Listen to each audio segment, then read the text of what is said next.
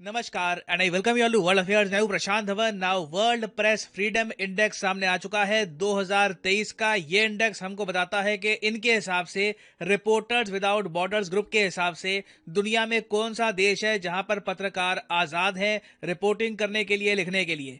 तो इस बार का जो इंडेक्स है बहुत ज़्यादा शॉकिंग है मैं कहूँगा, क्योंकि इंडिया की रैंक 180 कंट्रीज में से अब गिर गिर के हो चुकी है 161। पिछले साल हम थे 150 पर, 11 पायदान की गिरावट हुई है और अब हम 161 पे आ चुके हैं। कंपैरिजन के लिए वैसे मैं आपको बताऊं, पाकिस्तान की रैंक इंप्रूव हुई है, 7 स्पॉट्स पाकिस्तान ने इंप्रूवमेंट करी है और पाकिस्तान 150 पे आ चुका है। ये काफी ज्यादा सरप्राइजिंग है। नाउ अगेन मुझे यहां पर मेंशन करना पड़ेगा कि चाइना, यूएस, इनकी भी रैंकिंग गिरी है। कितनी गिरी है अभी आपको दिखाऊंगा, मगर सबसे शॉकिंग बात मुझे यहां पर यह लगी कि इस इंडेक्स के हिसाब से प्रेस फ्रीडम के मामले में ना इंडिया अफगानिस्तान से भी पीछे है। जी हाँ, अफगानिस्तान भी इंडिया से बेहतर है इस इंडेक्स के हिसाब से। तो डिस्कस करते हैं ये इंडेक्स, क्योंकि इस पर बहुत आर्टिकल पब्लिश हुए हैं, बहुत ज्यादा ये न्यूज में है, आपको पता होना चाहिए इसके बारे में।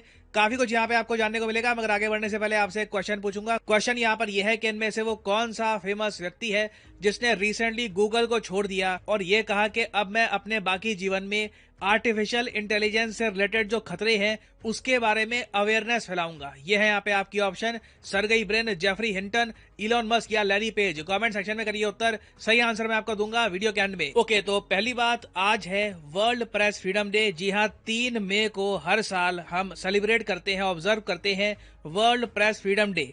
इस बार जो थीम है ये याद रख लीजिएगा: shaping a future of rights, freedom of expression as a driver for all other human rights. कि अगर बाकी सब ह्यूमन राइट्स का ध्यान रखना है तो फ्रीडम ऑफ प्रेस सबसे इंपॉर्टेंट है, क्योंकि फ्रीडम ऑफ प्रेस जहां पर होगी, बाकी ह्यूमन राइट्स की जो कंडीशन है ये भी इंप्रूव हो जाएगी। नाउ अब हम देखते हैं रैंकिंग एशिया की। एशिया आप देखो तो बहुत ज्यादा रेड कलर में आपको दिखेगा, क्योंकि इस रिपोर्ट के हिसाब से एशिया में प्रेस फ्रीडम की जो ओवरऑल कंडीशन है बहुत ज्यादा खराब है। रशिया को आप देखो तो पिछले साल इनकी रैंक थी 155, अब ये हो चुकी है 164। 180 कंट्रीज में से 164 की रैंक। चाइना को आप अगर देखो तो बिल्कुल आप कह लो नॉर्थ कोरिया से एक कदम बेहतर है। दुनिया में सबसे खराब देश पत्रकारों के लिए इस रिपोर्ट के हिसाब से है नॉर्थ कोरिया, 180 में से 188 रैंक। फिर नॉर्थ कोरिया से एक पायदान आपको मिलेगा चाइना, 179 रैंक। अब इंडिया का केस देखो, काफी विचित्र है, क्योंकि इंडिया को इन्होंने रैंकिंग दे दी है 161, इवन दो अफगानिस्तान की रैंक है 152 और पाकिस्तान की रैंक है 150। अब अफगानिस्तान जहां पे तालिबान राज कर रहा है, जहां पर रिसेंटली जो फीमेल रिपोर्टर्स हैं इनको हटा दिया गया, मेल रिपोर्टर्स आ गए हैं, इनकी रैंक इंप्रूव कर दी। जी हाँ, इंप्रूव हुई है। पिछले साल 156 थी, इस साल 152 हुई है। तो पता नहीं यहाँ पर क्या इंप्रूवमेंट इनको दिखी है, नो आइडिया अबाउट दैट। मगर पाकिस्तान का केस भी आप देखो तो बहुत अजीब है, क्योंकि रिसेंटली पाकिस्तान के कई जर्नलिस्ट मारे भी गए हैं। फॉर एग्जांपल, एक बहुत ही फेमस इनके जर्नलिस्ट थे अशरफ नदीम, अफ्रीका में उनकी डेथ हो गई। बहुत ज्यादा प्रो इमरान खान जर्नलिस्ट थे। उसके अलावा पाकिस्तान की आर्मी ने ओपनली अपने जर्नलिस्ट को यह कहा है कि एंटी मिलिट्री नैरेटिव आपको नहीं बोलना, कुछ भी स्टेटमेंट आपको नहीं देनी जो आर्मी के अगेंस्ट होगी। तो ये सब देखते हुए भी पाकिस्तान की रैंकिंग में इंप्रूव है। It is quite shocking. अब इंडिया का केस अगर हम देखें कि इंडिया के बारे में ये लोग कहते क्या है, मेन इनको इशू क्या है, तो देखिए यहाँ पर कैटेगोरिकली कहते हैं ये लोग कि इंडिया में इनके हिसाब से मीडिया की फ्रीडम कम होनी शुरू हो गई है जब से 2014 में नरेंद्र मोदी बने हैं देश के पीएम। ये लोग यहाँ पर कह रहे हैं कि 2023 में एक जर्नलिस्ट की भी मौत हुई है इंडिया में, और उसके अलावा 10 जर्नलिस्ट हैं, इनको डिटेन भी कर लिया गया है। फिर ऑफ कोर्स देखो, मेन यहाँ पर इन्होंने इशू उठाया है बीबीसी का, क्योंकि बीबीसी इनके हिसाब से बहुत ही इंपॉर्टेंट मेन सेंट्रल पिलर है जर्नलिस्ट का। तो बीबीसी के जो ऑफिस में रेड हुई है ना, उसको इन लोगों ने एक बहुत ही बड़ा इशू बनाया है। फिर एक इन्होंने यहाँ पर इशू उठाया है एनडीटीवी का। रिसेंटली आपको पता होगा अडानी ग्रुप ने टेक ओवर कर लिया एनडीटीवी का। उसके बाद कुछ जर्नलिस्ट ने ये जो न्यूज नेटवर्क है ये छोड़ दिया, कई यूट्यूब पे भी आ गए हैं। तो इस इशू को भी इन्होंने यहाँ पर रेज किया है।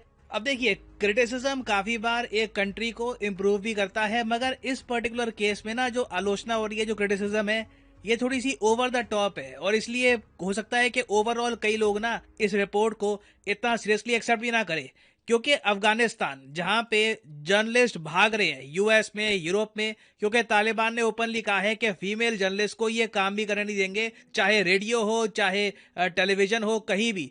तो जिस कंट्री में ऐसी स्थिति हो उससे ज्यादा खराब तो नहीं है इंडिया। इंडिया में आप जो भी कह लीजिए ओपनली जर्नलिस्ट काम कर रहे हैं, बाकी बिल्कुल इंप्रूवमेंट की गुंजाइश होती है। डेफिनेटली इंडिया में जो कंडीशंस हैं ये आपको यूरोप जितनी अच्छी मिलेगी नहीं। जैसे नॉर्वे, स्वीडन या फ्रांस में जो कंडीशंस हैं यहाँ पे रिलेटिवली आपको बेहतर कंडीशंस मिलेगी। तो यहाँ पर मैं देखिए आपसे पूछना चाहूंगा आपका ओपिनियन, क्या आपके हिसाब से इंडिया की रैंक ठीक है? क्या आप जेन्युइनली मानते हैं कि पाकिस्तान अफगानिस्तान से भी ज्यादा खराब हालत है रिपोर्टर्स की इंडिया में? लिखिएगा इसके बारे में मेरे कमेंट सेक्शन में, मैं जानना चाहूंगा यहाँ पे आपका ओपिनियन। वैसे मैं आपको बता दूं कि बाकी कंट्रीज की क्या रैंक है।